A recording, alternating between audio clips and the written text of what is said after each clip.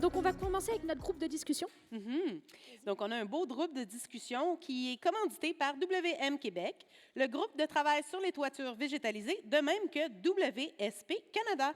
C'est ça. Et puis, pour ce groupe de discussion, nous aurons donc 4 intervenants et une animatrice. Et donc, on va commencer tout de suite à appeler nos fabuleux intervenants.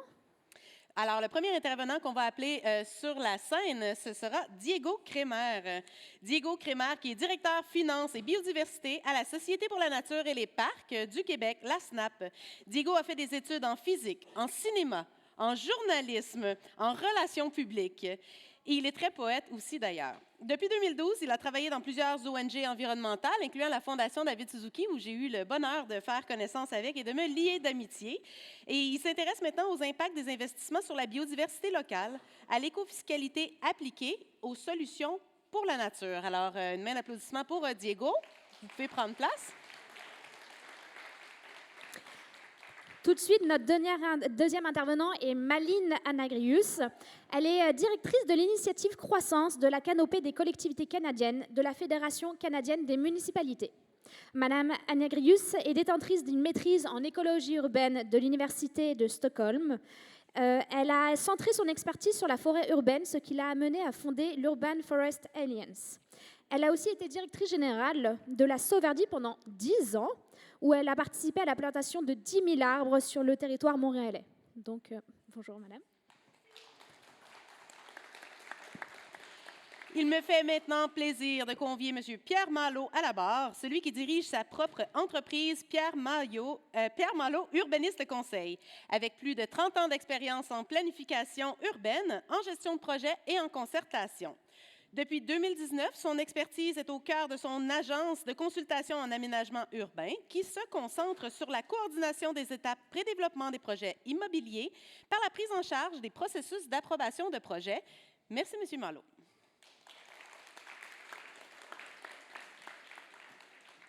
Et puis notre dernier intervenant, mais pas le moindre, Sébastien Saint-Onge, qui est conseiller en environnement à la Ville de Québec. Il est formé en géographie humaine et en urbanisme. Sébastien Saint-Onge est passionné par tout ce qui touche à la planification de l'environnement urbain. Ayant fait ses débuts en économie sociale, il est maintenant un spécialiste des infrastructures vertes, de la lutte aux îlots de chaleur et de l'urbanisme environnemental. Bonjour, Monsieur Saint-Onge. Salut. Et finalement, ce groupe de discussion sera animé par Chloé Fredette, notre présidente sortante à la Société québécoise de phytotechnologie. Alors, on l'invite à se présenter et à amorcer les discussions. Bon panel. Merci, merci. Est-ce que tout le monde a un micro? Parfait. Donc, bonjour tout le monde. Et merci à nos intervenants d'être ici. Je vous avertis, je leur ai donné le mandat de se présenter brièvement également. Donc là, nos animatrices ont déjà amorcé le travail, mais l'objectif, c'était qu'ils puissent bien cadrer leur expertise parce que je vous rappelle que c'est un groupe de discussion qui est vraiment là pour vous, pour que vous puissiez poser vos questions, présenter des cas concrets, des difficultés rencontrées par rapport aux thématiques de la réglementation et du financement, qui sont un peu indissociables à certains niveaux et qui font partie de la planification des projets. Donc, je pense que je vais expliquer le fonctionnement avant pour ne pas qu'ils oublient votre expertise. Mais bon, je vais expliquer le fonctionnement. Donc là, vous m'avez assez entendu parler, je pense, puis c'est vraiment pas un panel. Donc, on va essayer de garder les échanges le plus concrets et concis possible, tout évidemment en répondant aux questions. Et moi, de mon côté, c'est vraiment juste pour relancer la discussion au besoin, encadrer le déroulement. Mais j'espère que vous allez avoir tellement de questions que je n'aurai pas besoin de parler. Inquiétez-vous pas, sinon j'ai des questions moi aussi. Mais bref, c'est juste pour vous dire que c'est vraiment... la place est à vous, en fait, là, dans ce groupe de discussion-là. Et ils ont gentiment accepté de se prêter au jeu. On est très, très contents de les avoir avec nous. Donc, pour orienter les discussions un petit peu, on a 3 blocs. Donc, je vais introduire 3 thématiques, donc 3 façons d'approcher ce sujet-là, là, du financement et de la réglementation. Ça reste que si ça ne répond pas à votre besoin ou si votre question n'est pas directement en lien avec la thématique, on vous invite à la poser quand même, mais c'est donc pour essayer là, de ne pas s'éparpiller dans tous les sens non plus, parce que c'est quand même des sujets assez larges. On va utiliser l'application Menti pour une portion du groupe de discussion. Je vous rassure, ce n'est pas que Menti pour ceux qui connaissent l'outil, mais il y a une partie de la participation qui va se faire via cet outil-là. Donc, Menti, c'est une application en ligne. Vous pouvez scanner le code QR ou simplement taper menti.com dans un navigateur. Donc, les personnes en ligne peuvent le faire également. On a des personnes sur Zoom en ce moment-là. Vous y allez et ça va vous demander un code qui est le code à 8 chiffres qui est ici. Donc, le 3595. Il y a déjà plein de cœurs. C'est merveilleux. On a déjà 26 personnes de connectées. 3595-1972. Et au fil du déroulement, je vais vous poser quelques questions pour vous faire intervenir et susciter des réflexions davantage encore.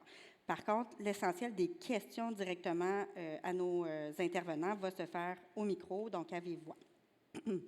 On y va avec une petite question test.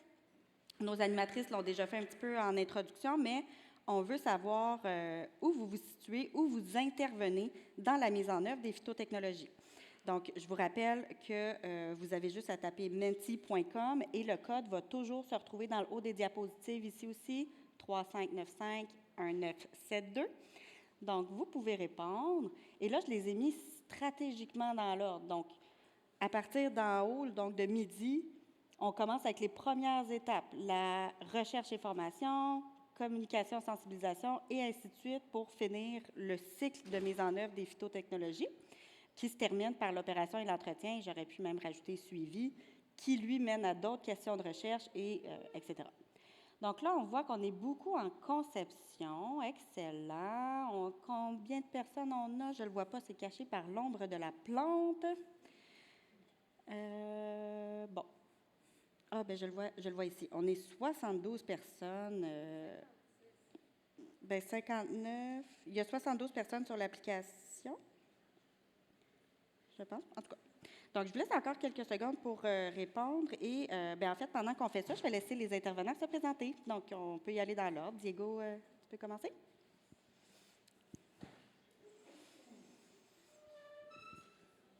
Allô? Oui, ça marche.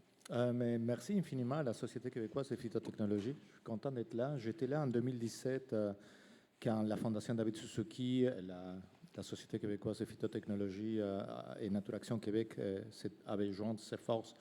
Et la grande demande cette année-là, c'était les 1% pour les infrastructures naturelles. Absolument. Et Chloé était revenue sur ça. Puis je suis très content qu'on ne lâche pas les morceaux. Oui. Ça devrait être coulé. Je ne veux pas dire couler dans le béton devant vous, mais à un moment, ça devrait être quelque chose qui ne soit pas négociable, qui soit naturel. Je travaille pour la Société pour la Nature et les Parcs. C'est un organisme en conservation spécialisé en conservation en terre publique. On existe depuis plus de 65 ans, presque 25 ans au Québec. Donc, on a réussi à protéger beaucoup de terres publiques. Et dans mon cas spécifique, depuis 4 ans, je m'intéresse au lien entre protection de la nature et financement de la protection de la nature. Donc, j'ai travaillé avec la Caisse de dépôt et placement du Québec et Fonds d'action et le département de recherche en écologie intégrative à l'Université de Sherbrooke et la base de données de biodiversité Québec pour développer des indicateurs d'impact sur la biodiversité locale en pré-investissement. Et je m'intéresse beaucoup à l'écofiscalité. Chloé m'avait présenté comme spécialiste, c'est un titre que je refuse. La salle est pleine de spécialistes. Mon spécialité, c'est faire les liens entre vos spécialités, monter des projets, les financer, essayer d'avoir un impact politique et réglementaire. Donc, voilà. Merci beaucoup, Diego. On va y aller avec Maline. Ça marche? Oui. Oui. Bon, ça va être un petit peu inspiré de Michel, là, finalement, parce que j'ai beaucoup aimé ta présentation ce matin. Je ne sais pas si on t'entend bien. Peut-être juste rapprocher le micro. Plus proche. OK. Parfait. Oui. Je commence à avoir 20 ans d'expérience maintenant, ce qui est surprenant. J'ai commencé ici, en fait, j'ai vu le bureau qui n'est plus là, où est-ce que j'avais travaillé sur un petit projet de recherche avec Michel Labrec dans le temps. Fait que tout est dans tout. Maintenant, je me retrouve ici. Bien, merci. Avec les 10 ans de direction à la Sauverdy, puis quelques années auparavant aussi avec les parcs ici à Montréal, je dirais que la première découverte, quand on a commencé à avoir une collaboration récurrente avec la Ville de Montréal, puis travailler sur le plan d'action Canopée, c'est que le financement, c'est pas tout. Fait qu'on avait le financement, on pensait que les gens allaient venir vers nous, puis commencer à planter des arbres un petit peu partout. Mais ça se fait pas magiquement comme ça. Il a vraiment fallu aussi créer une expertise autour de ça. Nous, comme on était concentrés sur les terrains institutionnels et privés, bien, c'est sûr qu'ils n'ont pas le temps, ils n'ont pas cette expertise-là. Fait que de vraiment aller main dans la main du début à la fin du projet ou intervenir là où est-ce que le client il a besoin de nous, que ce soit pour le financement, pour le plan, pour la plantation elle-même ou même pour l'entretien. Fait que ça a été un voyage incroyable dans ma vie, mais dans la vie de la Sauverdy. Puis pour les Montréalais, je pense que c'est vraiment intéressant. Si vous voyagez sur Sherbrooke pour revenir, vous allez en voir beaucoup. Fraîchement arrivé maintenant à la FCM, mais cette expérience unique-là qu'on a vécue avec l'Alliance Forêt urbaine puis la Ville de Montréal ici pendant plus de 10 ans, j'ai la chance maintenant de travailler au niveau du Canada. Et ça, c'est extraordinaire et vraiment intéressant parce que j'apprends beaucoup sur le Nord, sur les petites villes, sur les différents climats, les différents défis à travers ce grand pays. Fait que c'est, je dirais que je suis devant les académiques beaucoup aujourd'hui, hein, mais la foresterie urbaine, dans le fond, là, c'est de planter des arbres autour de où est-ce que les gens vivent, travaillent et vont à l'école. C'est pas mal ça. Fait que l'humain est toujours important quand on travaille dans les villes, en milieu urbain ou dans les communautés. Puis moi, c'est ça, c'est de l'impact social vraiment qui m'a poussée pendant toutes ces années-là, même si à la base, je suis biologiste et écologiste. La motivation, c'est vraiment l'équité aussi à travers les villes, puis essayer de... Chaque arbre compte. Ça, c'est super important pour moi. La biodiversité, tous les bénéfices environnementaux, mais pour avoir les bénéfices sociaux, puis aller intervenir là où ces bénéfices-là vont avoir le plus d'impact, mais vous le savez tous, il faut planter là où il y a peu de canopée. Puis autant ici à Montréal avec le plan d'action canopée, puis le plan climat, bien aussi au niveau du projet Urban Suburban Stream de 2 milliards d'arbres, qui maintenant... Community Canopy, si je peux me permettre de le dire en anglais, parce que c'est plus cute. En français, c'est très compliqué. C'est aussi d'aller vers dire ces zones-là, sans oublier que la quantité aussi est importante. Mais ce qui prend le plus de temps, puis ce qui a besoin de plus de financement, c'est de créer des projets de qualité là où il y a peu d'arbres ou peu de verdissement. Fait que c'est un peu ça mon message. Ah, c'était long, hein? OK, merci! Monsieur Donc, bonjour à tous. Donc, vous m'entendez? Donc, moi, je suis à l'étape plutôt de la prise de décision et de la planification. Donc, dans mon quotidien, dans mon travail, donc j'accompagne mes clients dans les projets de développement. Moi, je compare souvent, c'est mon travail, la tour des fous dans Astérix, dans les 12 travaux. Aller chercher le formulaire A38. Donc, c'est souvent ça dans lesquels je suis confronté. Puis mon collègue aussi à ma gauche, ça va être un peu la même chose. Donc, comment intégrer justement, quand on parle d'infrastructure verte, c'est pas juste planter des arbres et des graminées.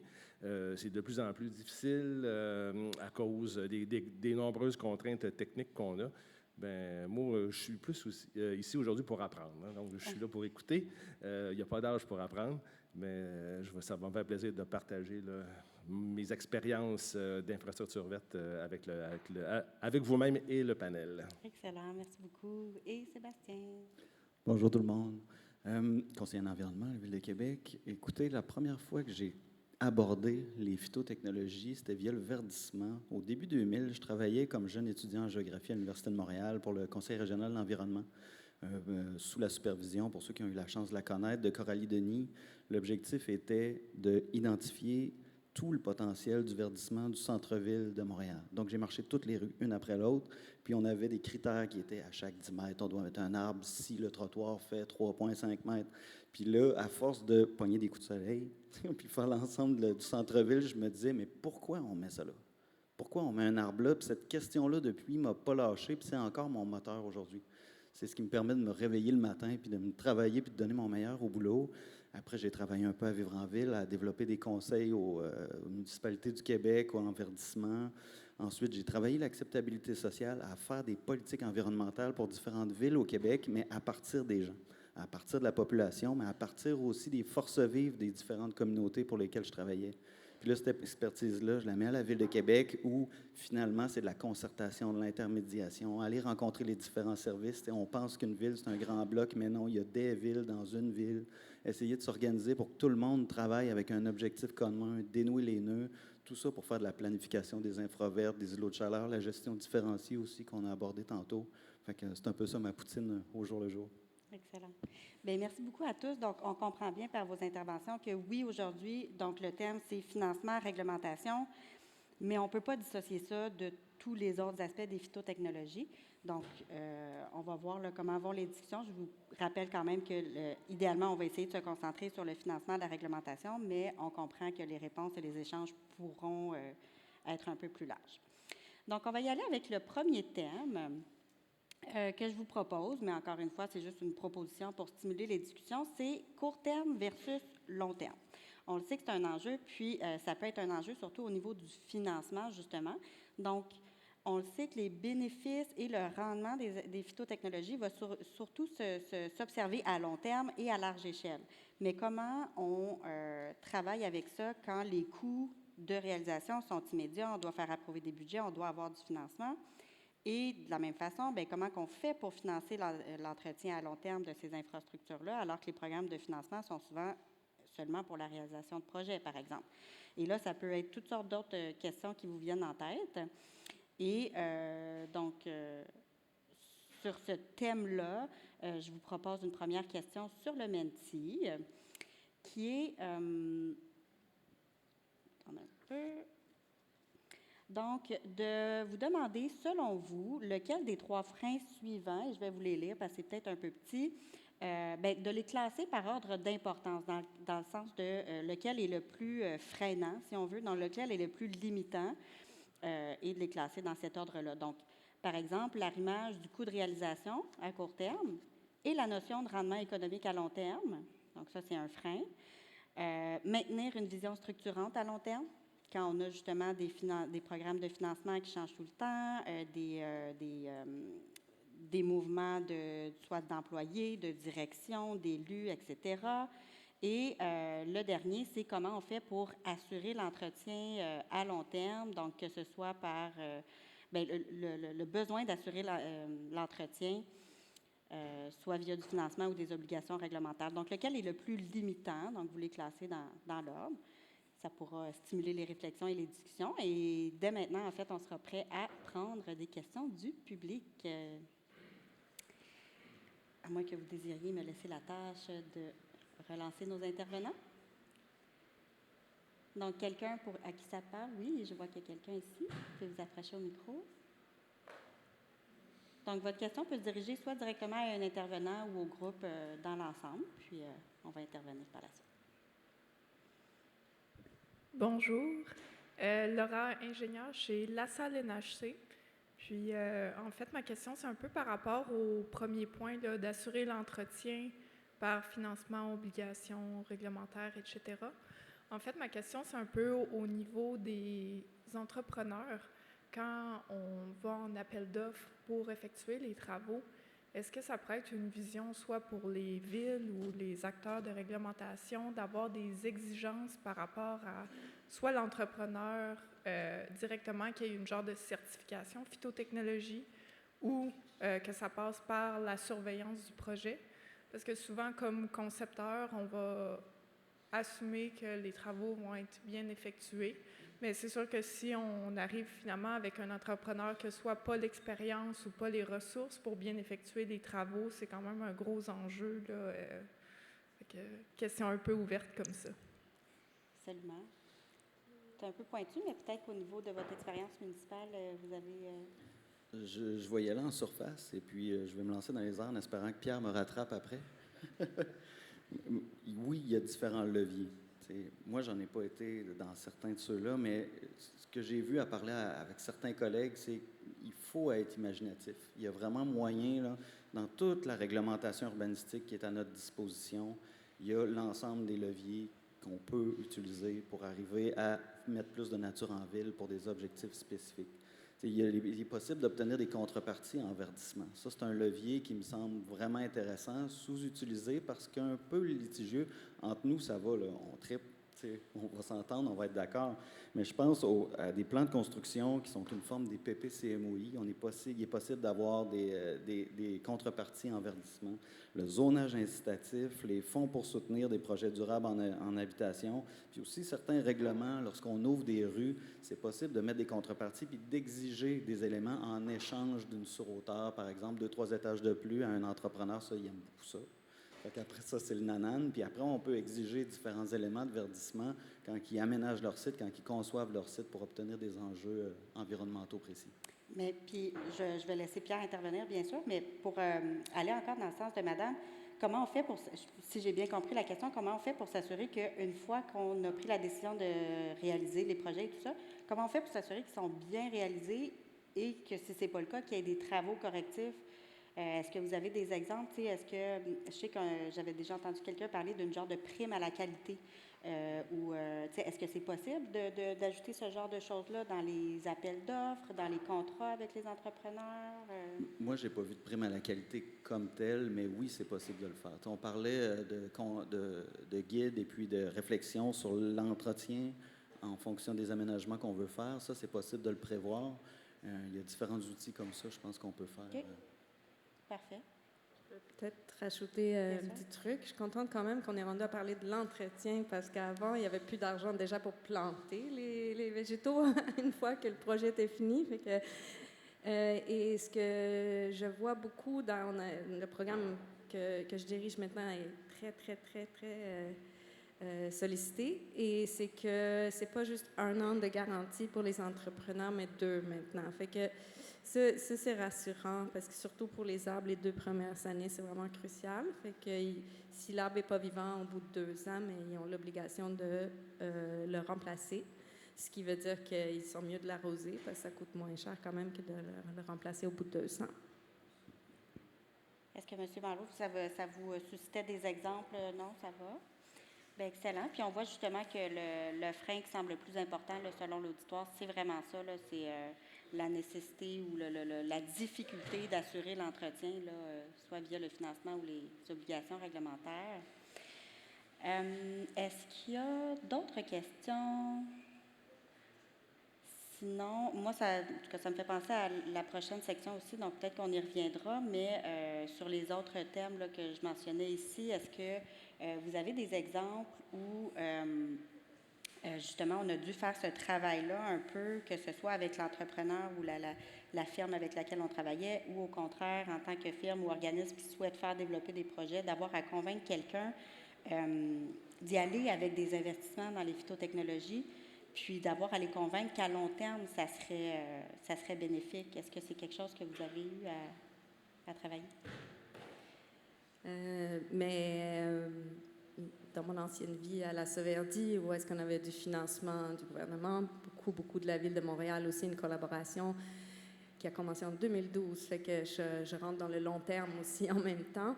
Ça va faire 15 ans déjà que chaque arbre planté ici sur le terrain privé institutionnel est financé en partie par la Ville de Montréal. Puis ça a été un levier pour aller chercher un financement aussi du projet de 2 milliards d'arbres. Aussi, on avait le comité de leaders, fait qu'il y avait du financement privé. Fait que, puis ça, la base de ça, c'est le plan d'action canopée, l'étude sur la canopée qui est en fait en 2007. Fait que c'est vraiment le long terme qui va fonctionner, surtout pour une grande ville comme ici. D'y aller étape par étape. Puis à un moment donné, tu as un projet tellement solide, que tu as tellement de partenaires que plus besoin non plus de travailler en roche, mais tu peux planifier sur plusieurs années. Puis ça fait toute la différence. Puis je suis d'accord que oui, le financement doit venir au début, mais en même temps, non, parce que quand on a commencé en 2012, on n'avait pas tout le financement, ni nous, ni la Ville de Montréal, mais on a parti pareil. Et j'aime pas le fait la poule, mais c'est un peu ça pareil. C'est qu'à un moment donné, il faut commencer aussi pour voir où est-ce qu'on va. Puis c'est pas si grave que ça. Si on fait des petites erreurs, on peut s'ajuster. Fait que moi, je suis beaucoup une personne d'action. Fait que c'est ça. Là, je n'étais pas ça la question. Bien, oui. En fait, puis je peux reformuler ou réorienter ma question. Puis je pense que Diego et messieurs des municipalités, vous allez pouvoir, bien, des municipalités qui travaillent beaucoup avec les municipalités. Parce que, en fait, ma question, là, c'est qu'on le sait que souvent, les gens qui sont plus ou moins intéressés ou sensibilisés par les phytotechnologies, ça va souvent être la même question au départ. Combien ça coûte? Est-ce que ça va me coûter plus cher? Comment je vais faire pour payer mon entretien? Puis, tu sais, c'est très opérationnel. Ils ont des budgets à gérer. On veut savoir combien ça va coûter comparativement aux autres alternatives. Puis là, bien, comment on vient gérer ça, tu sais, dans le sens que comment on peut les amener à considérer les bénéfices à long terme, puis peut-être alléger la question des coûts de réalisation, etc., tu sais? Ouais, juste parce que c'était ça que je voulais répondre, mais je suis partie dans le long terme. C'est bon. C'était pour pouvoir avoir du financement, ben il faut vendre le projet. Hein? Puis je dis toujours que c'est pas une mission qu'on vend, on vend un produit. Puis si le produit est bon, mais on peut le financer. Puis les bénéfices écosystémiques, c'est vraiment une très, très bonne façon d'aller chercher du financement parce qu'il y a un impact réel sur l'économie, sur le système de la santé, sur plein de choses qui sont liées à l'économie d'une ville. Fait que je pense que ça a été beaucoup utilisé. Donc, mais est-ce que ça revient à dire que on pourrait, par exemple, s'il y a une institution qui dit qu'elle n'a pas les fonds ou s'inquiète des coûts, on pourrait lui dire, bien, si tu choisis cette alternative-là, tu vas avoir plus de facilité à la faire financer? C'est un peu ça que tu dis? Oui, tout à fait. Puis aussi des vrais calculs sur, comme, par exemple, l'eau. Ce qui, je pense, là, je ne vais pas m'avancer, mais je pense que c'était 1 000 $ le mètre carré que ça coûte ici. Fait que ça monte vite. Là, si tu peux en éviter 2-3 mètres cubes, là, c'est beaucoup d'économies. Ouais. Puis je pense que Diego voulait peut-être... Oui, ben, en fait, parce que la question est posée dans les termes d'une entreprise qui peut offrir des services, placer des services de phytotechnologie. Mais peut-être qu'on peut aller à un autre niveau dans lequel on constate juste qu'on a des problèmes au niveau d'une ville. On a des problèmes de déficit de verdure, îlots de chaleur, liés à ça des problèmes de santé publique, d'injustice sociale, de distribution inégale de la fraîcheur dans une ville, et des critères esthétiques, etc. Et là, la ville se demande, avant la considération de tout fournisseur, comment est-ce que je pourrais payer l'implantation des phytotechnologies. Et là, Malin a mentionné les programmes de 2 milliards d'arbres. En fait, les programmes en écofiscalité que la SNAP a montés en 2021 viennent de là. Dans ces programmes-là, il y avait une catégorie de subventions très peu sollicitée et assez étrange qui s'appelait avancement des lois et règlements. Donc, nous, on a proposé, en collaboration avec l'École nationale d'administration publique, d'utiliser les pouvoirs de taxation spécifiques aux municipalités du Québec, qui avaient évolué avec la loi sur la cité et les villes, puis la loi sur les pouvoirs de taxation que le gouvernement avait donné aux municipalités en 2018, et ça continue d'évoluer, ce cadre législatif-là. Ça donne des outils assez intéressants pour créer des tarifs, des taxes et des redevances. Donc, nous, on est allé vers les municipalités, non pas en offrant un service, mais en offrant une idée et en disant on va développer des mesures d'écofiscalité avec vous pour qu'éventuellement vous ayez une assiette fiscale de laquelle puiser des fonds et déployer des phytotechnologies vous-même ou avec l'assistance du privé. Mais on va viser des mesures d'écofiscalité qui sont autofinancées. Et ça, c'est fondamental. Une bonne mesure d'écofiscalité, c'est une mesure qui produit un changement, qui arrive à s'autofinancer, donc qui n'est pas juste une taxe qui s'ajoute à la taxe foncière.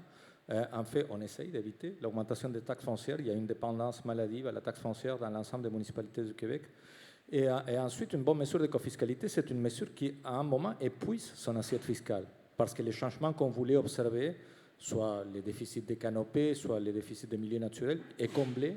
Donc, la mesure, il n'y a plus de raison d'être. Donc on est dans une logique un peu plus élevée, mais le but est le même.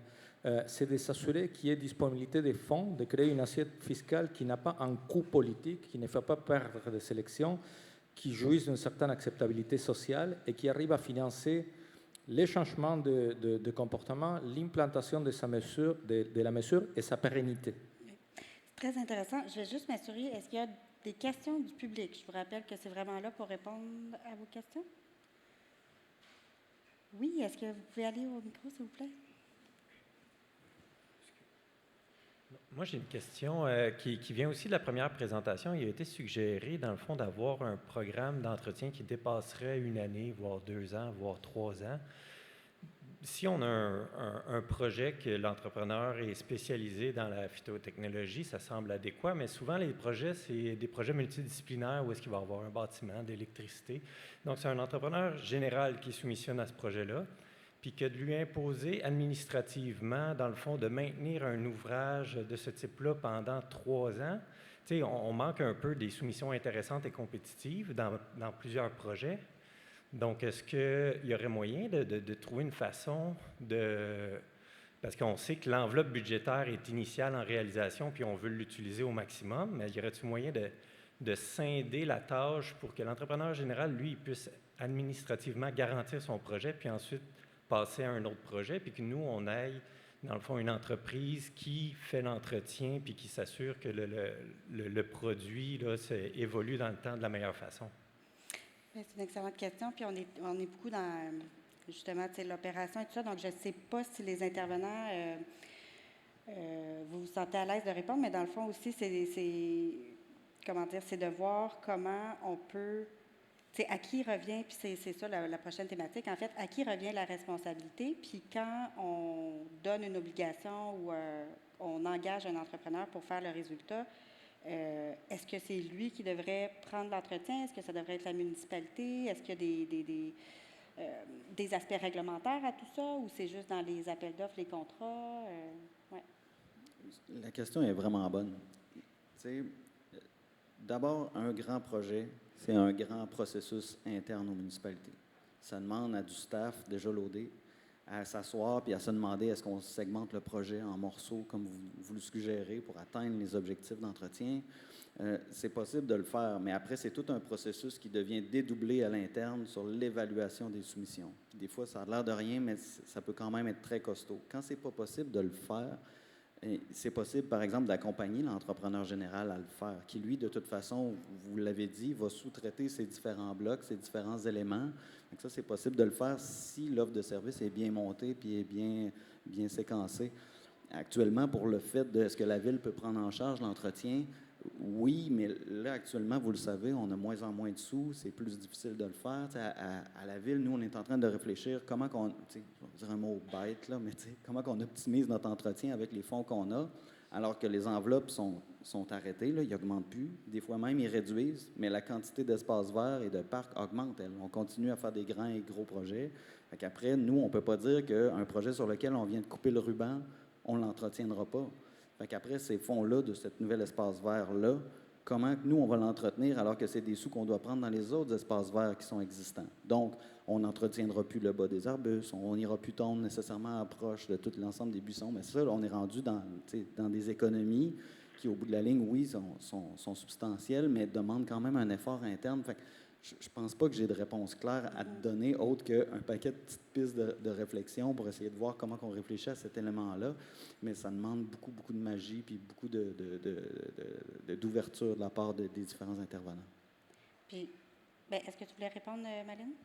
Mais je voulais juste tester un petit truc qui m'a fait réfléchir dernièrement. Puis, ce qui a été touché par Michel, je pense aussi que l'entretien... il faut qu'il fasse partie de tout le projet. Mais moi, j'appellerais ça peut-être plus gestion. Je veux dire que c'est pas juste un entretien de ce qu'on a installé qu'on fait pendant 5, 10, 15 ans. C'est qu'on continue le projet, puis on fait une gestion en continu, on l'améliore, on replante, on réaménage. C'est quelque chose d'actif. Entretien, pour moi, c'est un peu passif comme mot. Puis je pense que si on veut vraiment changer pour quelque chose de proactif, puis que les gens soient vraiment impliqués, mais ça prend un verbe peut-être un peu plus invitant pour dire qu'on ne fait pas juste... OK, arrosage. Je ne peux pas dire juste arrosage parce que c'est vraiment la chose la plus importante à faire, mais qu'on a une vision de continuous improvement. Ah, je suis vraiment désolée. Amélioration continue. C'est ça. Merci. Puis, je vais dévier un peu la question pour faire intervenir M. Malo, parce que je sais que c'est un sujet qui peut vous toucher, puis on va passer au deuxième thème par la suite. L'applicabilité aussi des réglementations, parce que là, toutes les discussions qu'on a, c'est sûr que... est-ce que tu voulais poser une question, Louise? Je te laisse la parole tout de suite après. Oui, c'est ça. Donc, peu importe le problème qu'on a au niveau du financement, on peut imaginer que dans certains cas, pour certaines choses, on pourrait venir bonifier la réglementation pour imposer aux promoteurs, aux développeurs des terrains de prendre certaines choses à leur charge ou tout ça. Mais il va toujours rester l'enjeu de l'applicabilité de ces règlements-là, puis de l'acceptabilité aussi de ça. Puis si on fait juste transférer la responsabilité, mais qu'on n'outille pas par en arrière, vous voyez où je veux en venir, puis je pense que c'est une question qui vous interpelle. Donc, c'est quoi votre point là-dessus? Oui, effectivement. Deux points rapidement. Premièrement, au niveau de la réglementation, les urbanistes, on est spécialistes en complexification de la réglementation. Juste lire un avis public dans un journal, dans Le Devoir, par exemple, ça prend quasiment une maîtrise en littérature. Donc, il faut que les règles du jeu soient claires. Là, je répète ce que beaucoup de mes collègues ont mentionné, que ce soit pour la phytotechnologie, la préservation du patrimoine naturel ou bâti, il faut que la réglementation soit claire. Et moi, je suis confronté à ça au quotidien. Je suis sur un comité d'urbanisme. Même nous, des fois, on a de la misère à décoder. Qu'est-ce qu'il voulait dire par cette phrase-là ou cet objectif-là? Donc, des règles de jeu qui sont claires et surtout qui sont équitables. Des fois, d'une ville à l'autre ou à Montréal, là, d'un arrondissement à l'autre, la même règle est appliquée différemment, puis c'est un petit peu, c'est mélangeant. Et également, ça prend un incitatif, comme disait mon collègue tantôt. Je prends un exemple donc de la préservation du patrimoine. Il y a des municipalités qui ont des secteurs qui veulent préserver, donc il y a des incitatifs financiers pour remplacer la toiture d'un bâtiment par une toiture d'origine. Une toiture en bardeau coûte moins cher qu'une toiture à tour la baguette. Mais juste un petit incitatif, 5 à 15 % peut aider le promoteur ou le propriétaire, que ce soit pour une infrastructure verte ou bâtie. Donc, ça prend des incitatifs financiers. Et pour répondre à ta question, comment pérenniser les infrastructures vertes? Bien, les villes, le truc qu'ils ont, c'est d'avoir des garanties bancaires. Moi, j'ai déjà vu à Ville-Saint-Laurent, je pense qu'il y a quelqu'un de Ville-Saint-Laurent ici, là, un projet que j'ai fait là-bas. 2-3 ans après, la ville passe, il vérifie si ton aménagement paysager, dans ce cas-là, est conforme. Puis, il y avait des sections qui n'étaient pas conformes ou des arbres qui étaient morts. Bien, la ville a exigé le remplacement. Sinon, ta garantie bancaire de 100 000 là, mais je la garde. C'est un incitatif puissant. Quelle merveilleuse transition avec notre prochaine section qui est, si ça veut bien aller à la prochaine, à qui la responsabilité? Donc, dans ce cas-là, par exemple, que vous mentionnez, il s'est retourné vers qui? La personne qui avait réalisé le projet ou qui l'avait conçu ou le promoteur qui avait payé pour sa réalisation? À qui la responsabilité dans ce cas de figure-là, par exemple? C'est le promoteur. Le promoteur, donc celui qui engage le concepteur et le réalisateur. Excellent, merci. Ça a le mérite d'être clair. Donc, je vais introduire globalement la thématique, puis Louis, je vais passer à ta question tout de suite après. Donc, c'est ça. On sait que les bénéfices et les retombées sont multiples, mais c'est souvent des bénéfices communs et transversaux. Oui, la municipalité va en bénéficier, va peut-être réduire ses coûts de traitement des eaux pluviales, ses citoyens vont être plus heureux, son territoire va être plus attractif, mais on réduit les coûts de santé qui sont une charge provinciale également, on améliore la qualité de l'air et de l'environnement qui sont des compétences provinciales également, et puis là, donc justement, le promoteur à qui on exige de faire un projet, les bénéfices vont aller à la municipalité, puis aux citoyens, puis aux provinciales. Oui, à ses résidents également, si c'est un projet d'habitation. Mais donc, c'est quand même quelque chose qui fait que c'est parfois difficile de faire comprendre, pas de faire comprendre, mais de faire accepter aux gens de payer pour pour ces bénéfices-là qui, au final, ne leur reviennent pas à eux. Donc, comment on réconcilie ça du point de vue financement et réglementation? On parlait d'allègements, par exemple, qui peuvent aider à aider le promoteur à faire ce petit pas-là, lui dire, écoute, on comprend, bref, mais il y a sûrement d'autres choses. Puis, est-ce que ça soulève des questions? Puis, on a aussi parlé de l'équité. Ça, c'est une question que moi-même, je me pose.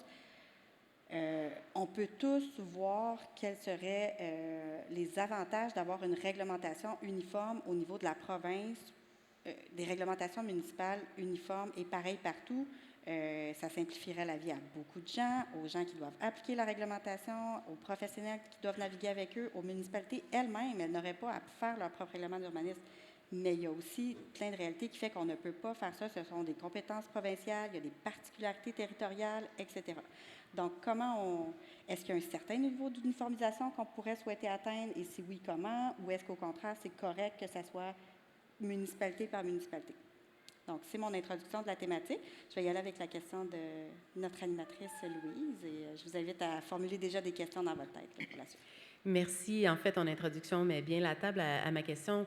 Il y a des villes comme Montréal qui ont adopté des orientations dans le plan climat de faire financer de 10 à 15 du budget d'immobilisation dans les infrastructures naturelles ou hybrides.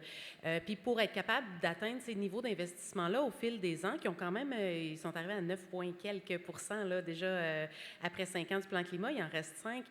Ils ont mis en place un test climat. Donc, les gens qui conçoivent les projets doivent dire si le nouveau projet va répondre à des enjeux climatiques. J'aimerais vous entendre, peut-être que Diego aussi a une opinion là-dessus. Est-ce qu'on pourrait mettre en place l'équivalent d'un test pour la biodiversité pour prendre cet élément-là aussi en considération au-delà du stockage de carbone? Oui, absolument. En fait, quand on avance la réflexion sur des mesures d'éco-fiscalité possibles, on essaye de mesurer les bénéfices qui viennent avec ça. Mais il y a évidemment des systèmes de calcul qui sont basés sur des indicateurs de santé publique. Il y a des systèmes des tables de valeurs des services écosystémiques, structurels, fonctionnels. Il y a quand même assez de littérature scientifique publiée sur ça pour établir la valeur des différents éléments de la nature dans le nord des États-Unis, dans le sud du Québec. Donc, on a des points de référence. Maintenant, le raisonnement avance beaucoup dans le sens de résilience et adaptation au changement climatique aussi. Donc, les deux discours sont en train de se marier. Je pense que c'est un mariage heureux. Mais au niveau des petites municipalités, mais parfois c'est difficile d'avoir les outils pour mesurer ça. Donc, par exemple, dans le travail qu'on fait avec la SNAP Québec, on a collaboré avec l'INRS et un chercheur qui est ici dans la salle, Maxime Fortin-Faubert, pour offrir aux municipalités qui n'avaient pas de services géomatiques développés un outil facile pour calculer la situation carbone actuellement, le carbone disons dans la biomasse de surface et dans les sols organiques, mais ensuite les gains qu'on peut aller chercher avec des mesures d'éco-fiscalité. Ça, c'est important pour communiquer, c'est important pour aller chercher le financement. Et là, je reviens sur quelque chose que M. Rousseau avait dit dans la première conférence. Il a dit qu'il faut une approche écosystémique, mais en éco-fiscalité, c'est la même chose. Là. Quand on parle des bénéfices, il faut convaincre beaucoup de gens. Ce n'est pas seulement les cellules, c'est les fonctionnaires aussi.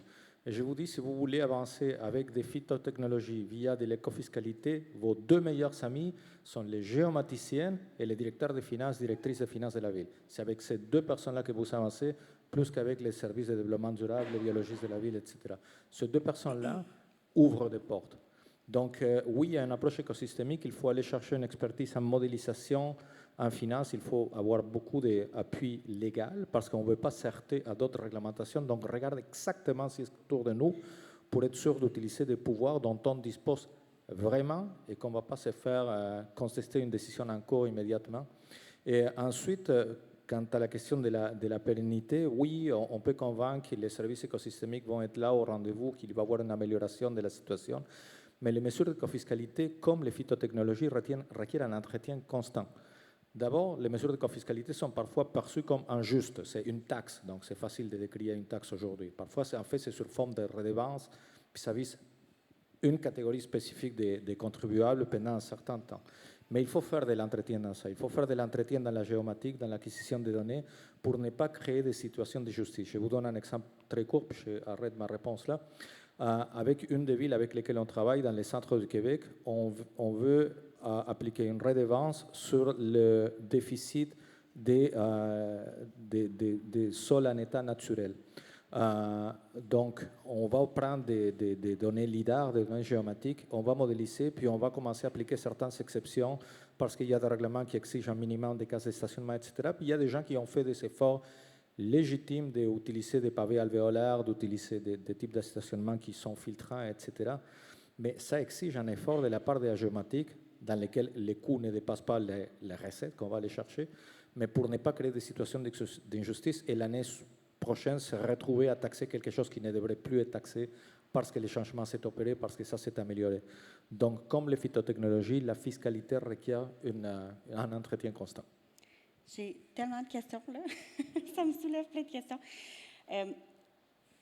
Est-ce que quelqu'un d'autre voulait intervenir rapidement?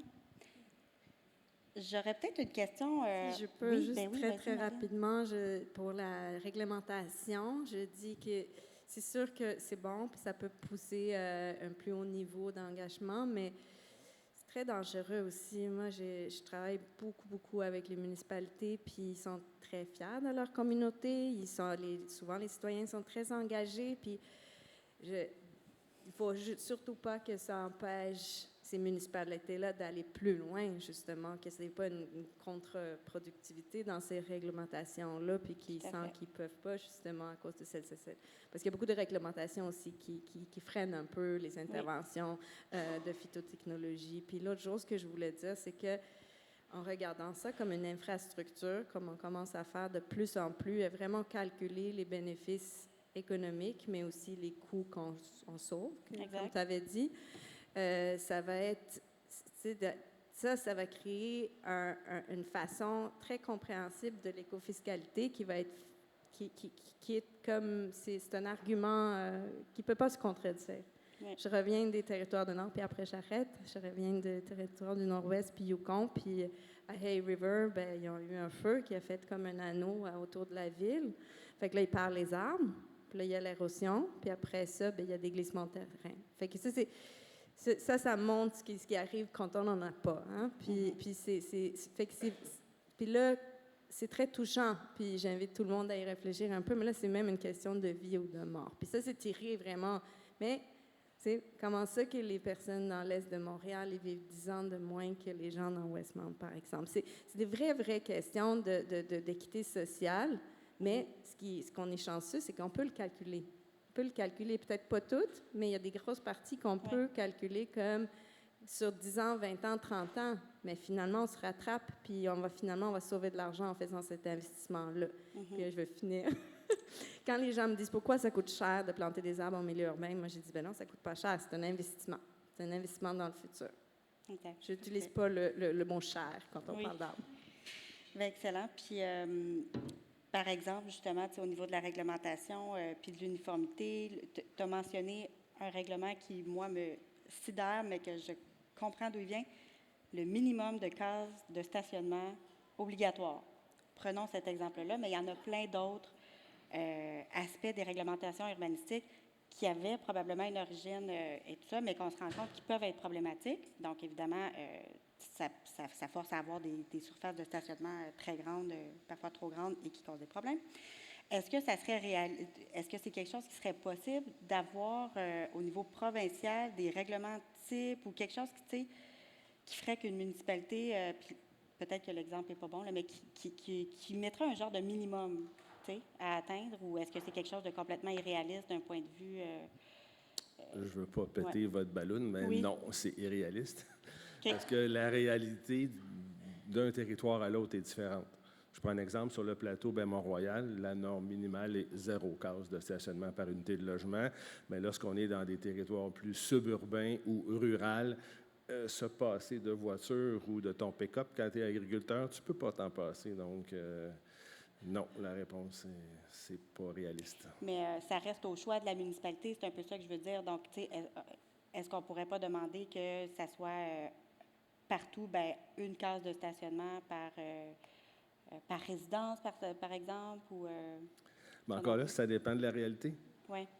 Moi, quand j'étais étudiant, je n'avais pas de voiture. J'habitais dans Saint-Henri. Il n'y a pas besoin d'avoir une case de stationnement. Ou un maximum, je veux près dire, parce de- que là, dans l'état actuel des faits, une municipalité pourrait dire que c'est un minimum de 3 cases de stationnement par logement, par exemple, si elle le souhaite.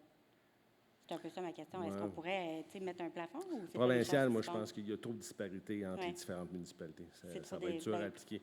Mais si je reviens juste sur ce point-là de l'équité, on parle des frais de parc.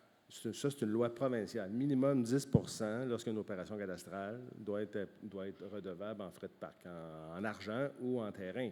C'est intéressant. Ça, c'est une norme qui Oui. pourrait être provinciale. Oui. On applique un pourcentage qui a été calculé là, par les experts, ou est-ce qu'on applique OK. un pourcentage Fait partout qu'il y a au quand même Québec? certaines choses qu'on Oui. peut venir imaginer.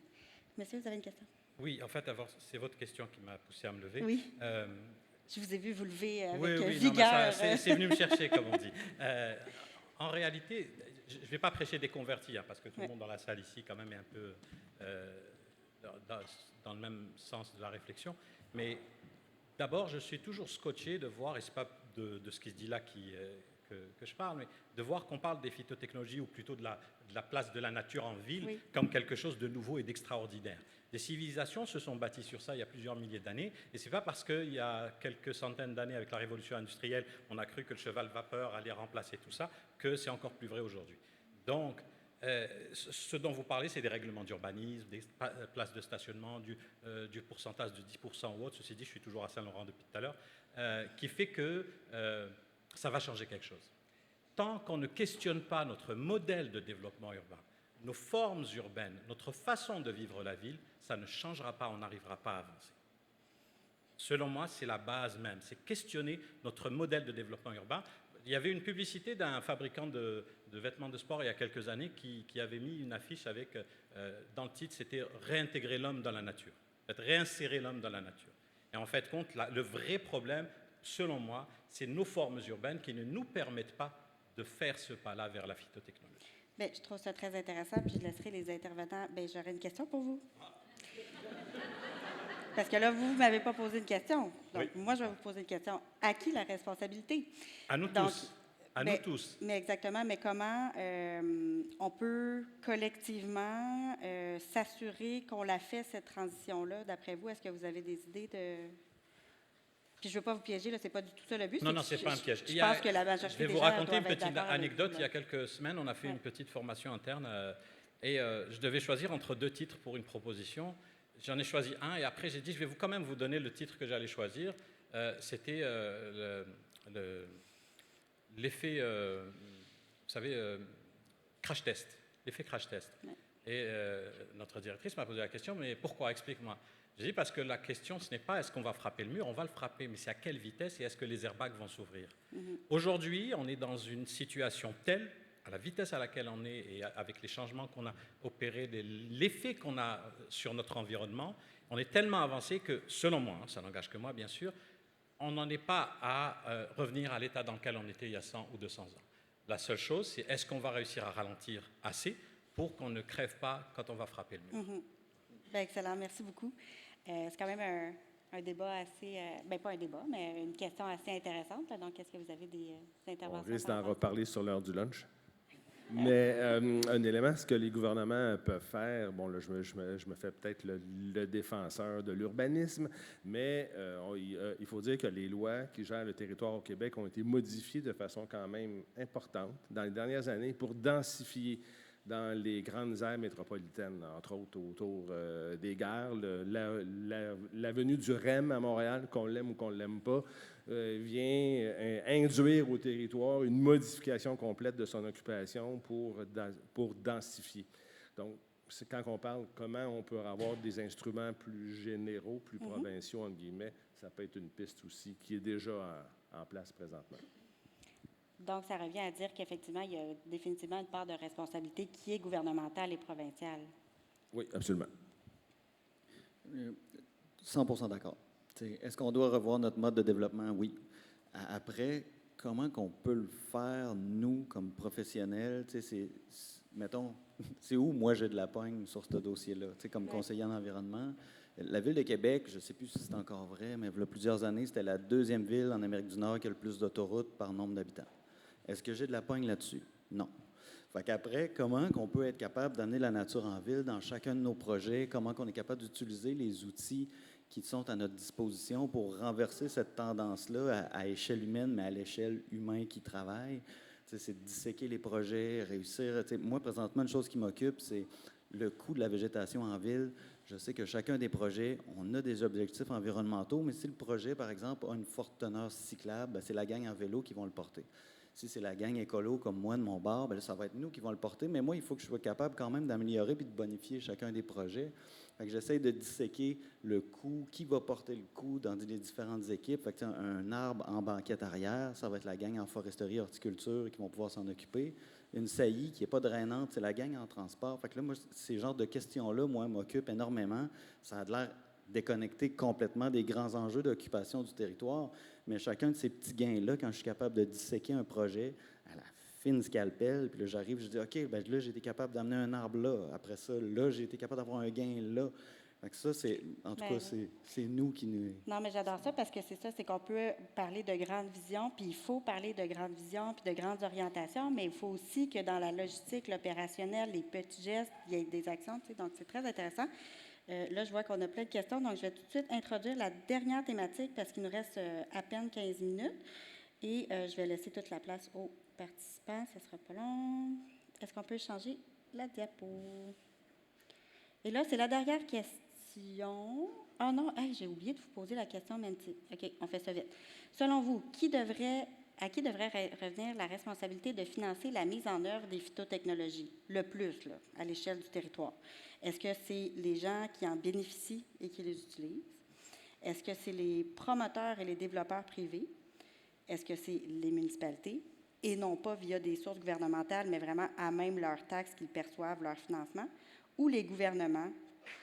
Donc, je vous laisse une petite minute pour répondre, juste pour voir la salle où on se situe. Donc, on est quand même beaucoup du côté des gouvernements, promoteurs un petit peu aussi. Il n'y avait aucun a priori pour la question. Là, c'était vraiment juste pour C'est voir dommage, nous, on ne peut pas répondre. Que vous ne puissiez pas répondre? Bien, vous pouvez, connectez-vous, mon Dieu. Les grands pollueurs, bien, en fait, vous pouvez les placer à différents endroits, là, mais les bénéficiaires utilisateurs peuvent être eux-mêmes des pollueurs et les promoteurs développeurs en sont eux aussi. Donc, à ce moment-là, vous pourriez répondre un ou deux selon qui vous pensez qui est le plus pollueur.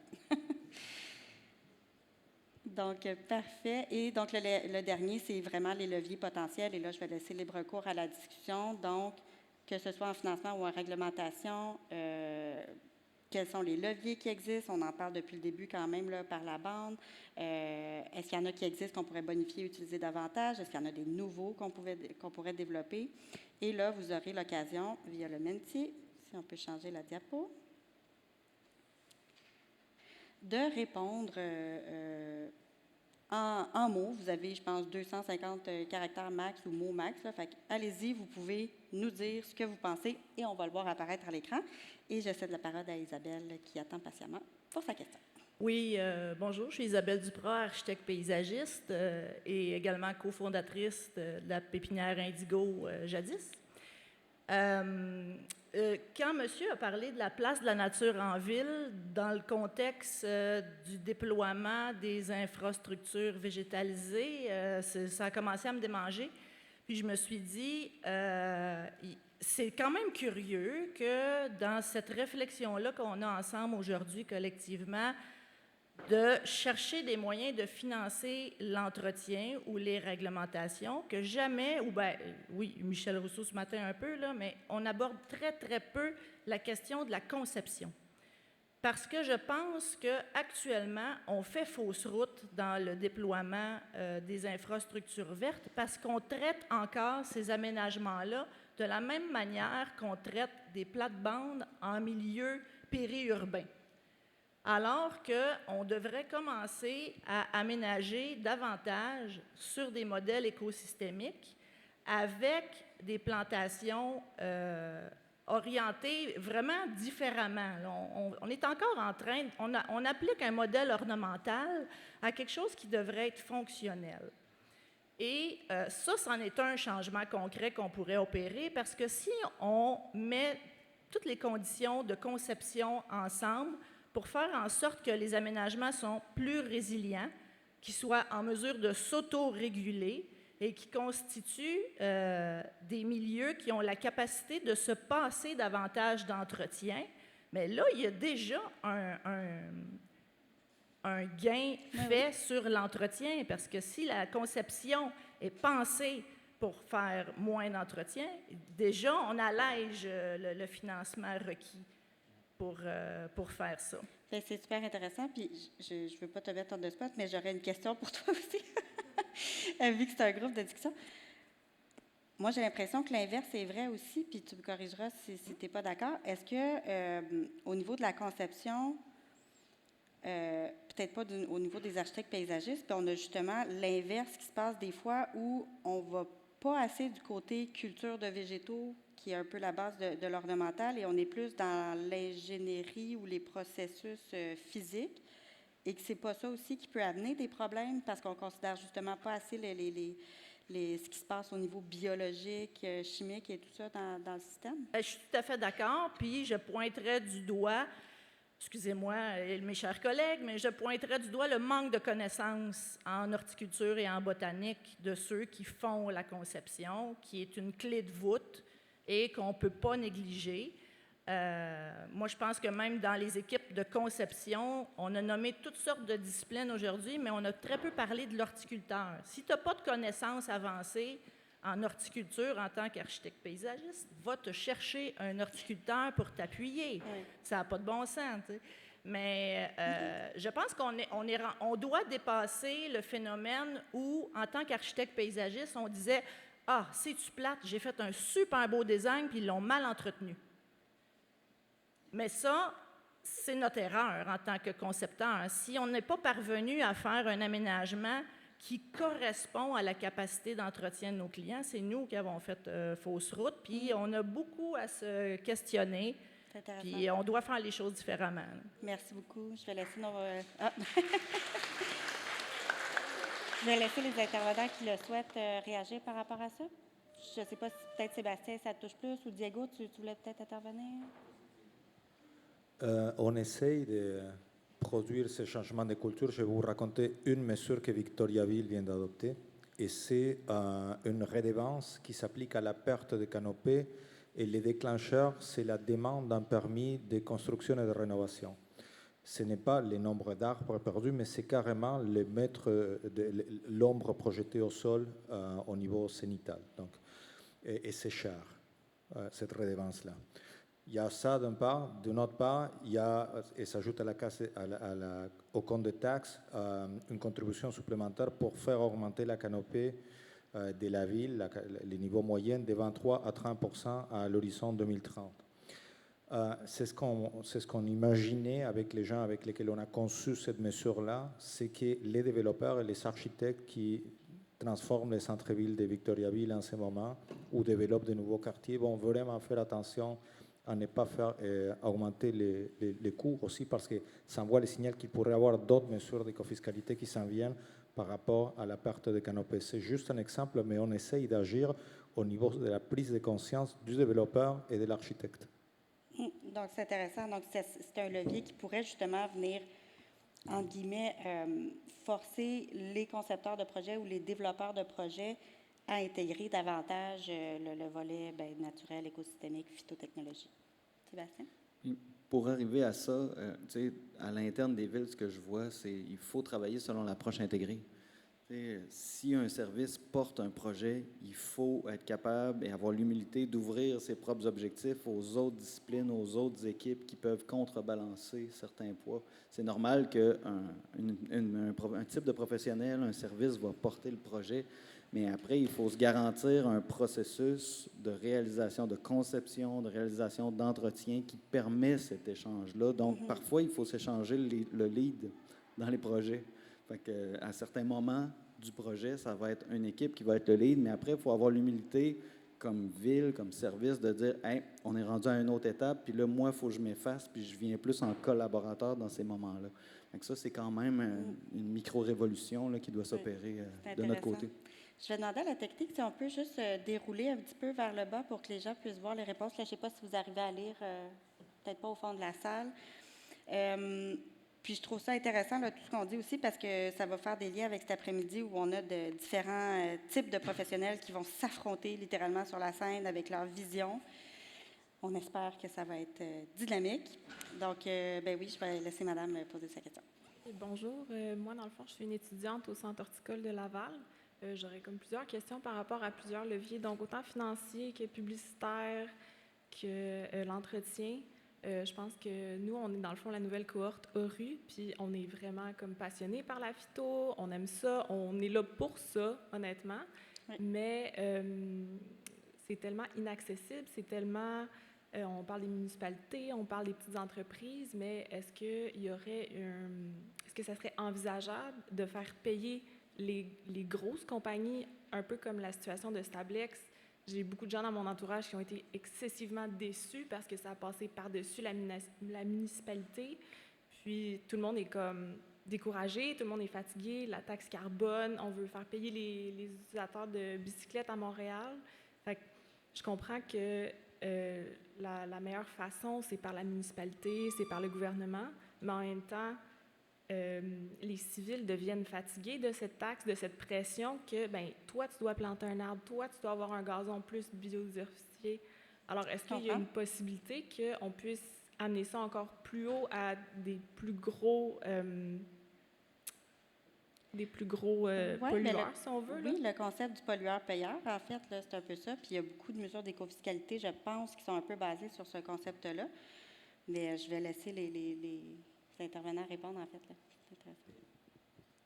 Votre question me sort de gondes, d'une certaine façon, parce que je voyais sur Menti le nombre de votes qui allaient au gouvernement. Mais la municipalité est un gouvernement de proximité. Donc mais j'ai compris qu'on plaçait beaucoup d'espoir dans le gouvernement provincial et fédéral. Vous venez de nommer Stantec. La municipalité a essayé d'arrêter ça avec les pouvoirs qui lui étaient spécifiques, et c'est le gouvernement du Québec qui a imposé les projets à la municipalité. Donc, le gouvernement du Québec y a donné un pouvoir qu'il a ensuite retiré pour imposer les projets de Stantec.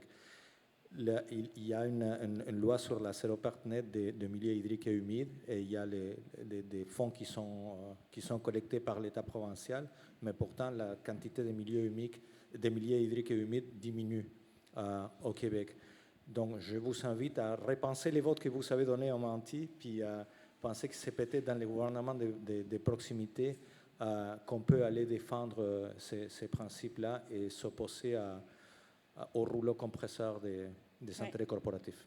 Merci. Monsieur Malo, allez-y. Bien, aller dans le même sens, c'est très bonne ta question en passant. Là. Puis je vois dans le Menti établir des plans d'urbanisme intégrés, 3 petits points. Et effectivement, je le vois dans ma pratique, entre autres dans les cantons de l'Est. La ville de Bromont a adopté un règlement sur la biophilie pour le secteur scientifique. Donc, Bromont a la chance d'avoir un aéroport, un parc scientifique, et pour tout nouveau projet, il doit avoir le concept de biophilie doit être intégré. Et bon, je ne le connais pas par cœur, mais donc 15 principes, 10 des 15 principes doivent être intégrés, sinon le projet est refusé, là. Donc, et il y a un très, très gros projet là, qui est sur le radar, c'est présentement avec un développeur très connu, et il est arrivé 15 sur 15 là, pour un projet là, d'une ampleur jamais vue à Bromont depuis Hyundai. Donc, lorsqu'il y a des règles, comme je disais tantôt, qui sont claires, qui sont équitables, les gens l'appliquent. S'ils ne sont pas contents, bien, aller ailleurs, à Bromont, à Ville-Saint-Laurent ou à Québec, c'est comme ça que ça fonctionne. Bien, c'est ça, parce qu'il faut se rappeler aussi, puis tu sais, peut-être que tu en es consciente, mais pour le bien de tout le monde, c'est que la municipalité, oui, c'est les résidents, mais c'est aussi tous les acteurs industriels sur son territoire, les commerçants et tout ça, donc voire même les institutions, là. Donc, peut-être, effectivement, de se concentrer sur les gens qui ont le plus de territoire, hein, parce que c'est souvent eux aussi qui ont les plus gros territoires. Là, je sens, il reste 25 secondes sur mon timer. Je ne sais pas comment on va faire ça. Merci beaucoup pour ta question. Je vais prendre une dernière question. Puis peut-être qu'on va faire un petit dernier mot de la fin, puis on va se laisser. Bonjour tout le monde. Emmanuelle Demers, Ville de Montréal, arrondissement d'Ontic-Cartierville. Moi, je suis aussi une travailleuse en arrondissement qui qui fait partie de son petit silo, sa petite unité d'affaires qui veut porter des projets, mais que des fois, les projets sont donnés à d'autres personnes. Nous, c'est beaucoup l'urbanisme qui fait les projets. Puis l'urbanisme vient nous voir quand il y a des subventions où ils peuvent financer leurs projets. Fait que dans ces moments-là, ils sont comme « Oui, vous avez de l'argent pour nous, on veut planter des arbres. Dites-nous ce qu'il faut qu'on fasse pour qu'on ait l'argent. » C'est ça, c'est comme ça que ça fonctionne à la ville. Les projets sont subventionnés par des subventions qui, dans ces cas particuliers-là, viennent du central. Donc, ma question, c'est comment faire des bonnes subventions? Comment cibler les subventions pour que ce soit les phytotechnologies qui soient mis de l'avant, puis pour optimiser finalement. Parce que des fois, les subventions sont faites de façon à ce qu'il faut que tu respectes tellement de critères que ça devient trop, puis on finit par ne pas mettre en place des projets. Donc, c'est ça. Comment? Comment? C'est une belle question pour terminer. Rien de moins. Juste comment? Mais vraiment, le long terme. Puis ce qui était Merci. spécial ici à Montréal, je travaillais très, très, très proche avec le central, justement. Puis les arrondissements venaient vers la Sauverdy. Ils disaient « Ah, est-ce que vous pouvez nous financer? » Puis je disais « Non, vous allez là. » Fait que souvent, il y a un manque de communication. Je dirais aussi, surtout dans des grandes villes comme ça, avec beaucoup de différents départements. Ce que j'aime avec le programme que je gère en ce moment, c'est que c'est pas première arrivée, première servie. C'est pas non plus le meilleur gagne, là, vraiment pas. C'est vraiment pour aider les municipalités à utiliser le verdissement comme une infrastructure pour s'adapter au changement climatique, pour rendre les villes plus résilientes. Puis c'est pas non plus un concours où est-ce qu'on dit 89 87 c'est vraiment pas ça. Puis on a même aussi du coaching, on travaille main dans la main avec App Canada on veut que tout le monde ait accès. Puis ça, c'est très différent. Puis moi, quand j'ai commencé, comme je disais, il y a 20 ans, c'était vraiment, pour répondre à Isabelle, là, c'était comme l'arbre, il est-tu vert ou il est rouge ou il est jaune? C'est comme un peu ça, des fois. Fait qu'on est rendu quand même plus loin que ça. Mais je pense que c'est aussi d'avoir cette approche-là, on continue. De ne pas voir les projets en silo, de ne pas voir les financements en silo, de ne pas financer un an, de ne pas financer l'entretien. C'est vraiment de regarder ça plus holistique, avec les effets. C'est quoi les effets? Est-ce qu'on veut faire payer les effets si on ne le fait pas, le projet? Pourquoi on paye plus cher pour des choses qui sont écologiques, puis on paye moins cher pour ceux qui polluent? C'est la question depuis toujours. Puis je pense que ça s'applique assez facilement aussi pour les infrastructures vertes, parce qu'il y a beaucoup de gains à faire, puis il y a beaucoup à perdre si on l'applique pas. Les coûts de l'inaction, en fait, là, c'est ça. Est-ce que quelqu'un veut dire un dernier mot pour la fin? Bien, je peux peut-être dire le mot de la fin pour ma part, Oui. pour revenir à la question là, de tantôt. Moi, je pense que ça prend des règles du jeu qui sont claires, nettes et précises. Effectivement, les programmes d'aide financière, c'est d'une complexité sans nom. Des fois, ça coûte plus cher à gérer que la subvention elle-même. Donc, il faut essayer de... un principe. Bon, on va prendre un mot anglophone, KISS, Keep it simple, stupid. Là, gardons ça simple et clair et équitable. Voilà, c'est mon mot de la fin. Je vais Merci. quand même laisser Sébastien et Diego dire un dernier petit mot. Parfois, peut-être avoir aussi des processus de subvention par jalon. Si on exige par exemple, je n'aimerais pas de programme de subvention, mais je vais le faire dans ma tête. Si on exige des prix très précis dès le départ, alors que nous, municipalités, on n'a pas été en appel d'offres, puis on n'a pas les coûts, puis qu'après, en cours de route, on fait la demande de subvention, puis on dit, ben là, ça a changé en cours de route, votre estimation versus le réel a changé, donc tel coût va après ça être à votre charge.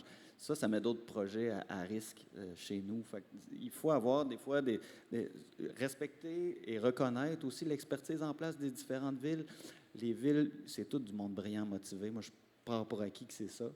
Et puis après, il faut comprendre leur niveau de connaissance, leur niveau d'évolution, d'érudition, et puis s'adapter, avoir des programmes qui sont capables de reconnaître ces éléments-là plutôt que de tomber dans le formulaire A38 du début. Ouais, donc, flexibilité et agilité, je pense qu'on peut dire. Parfait. Diego, un dernier petit mot, puis on va terminer par là. Mais on est avec vous. Ça fait des années que vous travaillez à faire avancer cette vision-là. L'écofiscalité va venir vous appuyer. Peut-être que les changements de paradigme à partir d'ici, ce n'est pas seulement de demander qu'on investisse dans les phytotechnologies, mais de comprendre qu'avec des mesures fiscales bien conçues, on peut se l'approprier tous, puis être tous cofinanceurs et co-bénéficiaires de cette vision-là. Merci. Merci beaucoup tout le monde pour votre participation.